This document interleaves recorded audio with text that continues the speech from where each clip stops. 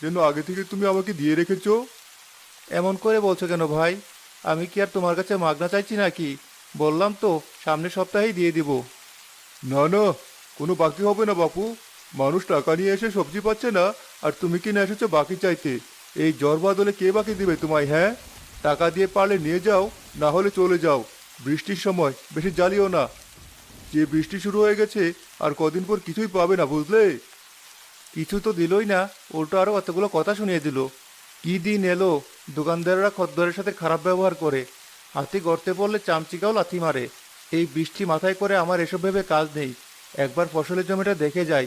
আজ কদিন যা ঝড় বাতাস গেছে, একবার দেখা দরকার। হায় হায়, আমার জমির একই দশা!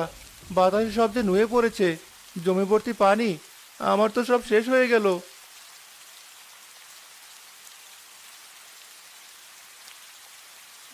চোখ মুখ এমন লাল করে ফিরলে যে, কি হয়েছে? বাজার করতে গেলে হাতে কোনো বাজারও তো দেখতে পাচ্ছি না। বউ, এই ঝড় বাতাসে আমাদের সব শেষ হয়ে গেছে। আমরা নিঃস্ব হয়ে যাবো বউ। কি হয়েছে সেটা খুলে বলো। তোমার কথার কোনো আগামাথা বুঝতে পারছি না আমি। বাজার থেকে আসার পথে একটু ফসলের জমি দেখতে গিয়েছিলাম। আমাদের ফসলের জমি একেবারে শেষ হয়ে গেছে। এত সুন্দর ফসল সব পড়ে আছে।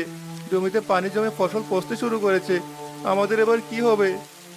যা ভাগ্যে থাকে তাই হয়। তাই বলে এমন ভাবে ভেঙে পড়তে হবে? তুমি এত চিন্তা করো না। দেখবি সৃষ্টিকর্তা আমাদের একটা না একটা ব্যবস্থা ঠিক করে দেবেন। মা, কি হয়েছে? তোমরা এমন মন খারাপ করে আছো কেন? কিছু না, তোরা ওই ঘরে যা। তোদের এসব শুনতে হবে না। কেন শুধু শুধু ওদের থেকে লুকাতে চাইছো? রাতে ভাত খেতে চাইলে যখন দিতে পারবে না, তখন কি বলবে? জানি না কি বলবো, তবে এখন এই অবস্থায় ওদের কিছুই বলতে ইচ্ছে করছে না। আমাদের এই সংসারে এমন দিন দেখতে হবে এটা কখনো ভাবিনি। কিরে, বাবা মায়ের মন খারাপ দেখলাম, আবার এদিকে দেখছি তোরও মন খারাপ। কি হয়েছে বলতো? আমাদের সব ফসল নষ্ট হয়ে গেছে। এদিকে ঘরে কোনো খাবার জিনিস নেই, বাবা মায়ের কাছে টাকাও নেই, তাই সবার মন খারাপ। ঠিক আছে, তুই থাক, আমি ঘুরে আসছি। এই বৃষ্টির মধ্যে তুই আবার কোথায় যাচ্ছিস? কিছুই বলে গেল না। কোথায় গেল ভাই কে জানে। বাবা মা যদি জানতে পারি বৃষ্টির মধ্যে ভাই বাইরে গেছে, তাহলে আরো বেশি রাগ করবে। আমাদের এই সমস্যাটা ছেলে মেয়েদের আগেই বুঝিয়ে বলা দরকার। না হলে খেতে চেয়ে যদি হঠাৎ শুনে পরে কোনো খাবার নেই, তখন মেনে নিতে কষ্ট হবে। সে তুমি ঠিকই বলেছো। আমি এখনই ওদের ডেকে বলছি। রাজু, রূপা, একবার এই ঘরে আয় দেখি।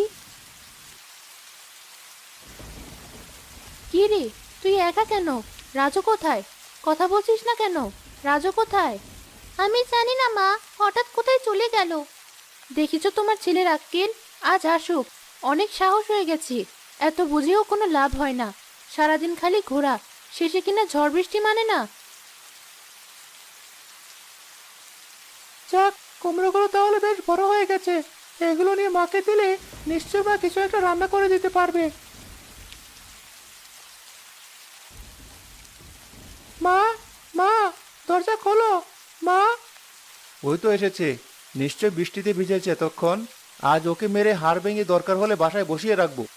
দাঁড়াও, দরজা খুলে ভেতরে আগে নিয়ে আসি ওকে। এ কি, এত কুমড়ো কোথায় পেলি তুই? বেঁচে কাক হয়ে গেছে মা, আগে ঘরে ঢুকতে দাও, তারপর বলছি। ধরো এগুলো। কিরে, এত কুমড়ো কোথা থেকে নিয়ে এলি? আমি আর রূপা মিলে জঙ্গলের ভেতর একটা বাগান করেছিলাম। সেখানে আমরা অনেক রকমের গাছ লাগিয়েছিলাম। কিছুদিন আগে এই কুমড়ো গাছটা লাগিয়েছি, সেটাতেই কুমড়ো ধরেছে। ভেবেছিলাম কুমড়ো বিক্রি করে জ্যৈষ্ঠ মেলা থেকে জিনিস কিনবো, কিন্তু আস্ত করে কিছু নেই, তাই নিয়ে এলাম। খুব ভালো করেছিস বাবা।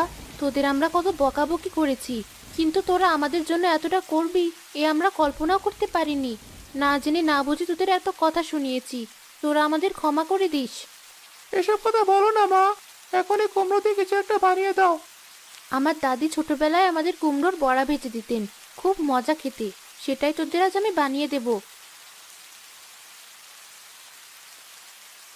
মা, খুব সুন্দর গন্ধ ছড়িয়েছি।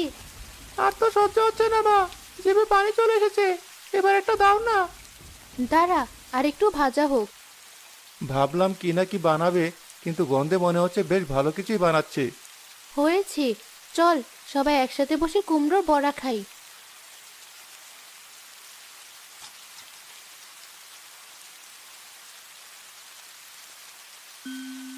সত্যি এই বড়া অসাধারণ খেতে, আর এই বৃষ্টির দিনে এটা খেতে যেন আরো বেশি মজা লাগছে। বাবা, এক কাজ করি, এসব বাজারে নিয়ে বিক্রি করি, তাহলে টাকা দিয়ে আমরা বাকি জিনিস কিনতে পারবো। কিন্তু এত কুমড়ো পাবো কোথায়? আমাদের বাগানে আরো অনেক আছে। বেশ, তবে তাই করব। এই বৃষ্টির দিনে এমন ভাজা সবাই খেতে চাইবে। ভাজা নিয়ে যান, ভাজা, গরম গরম কুমড়ো ভাজা।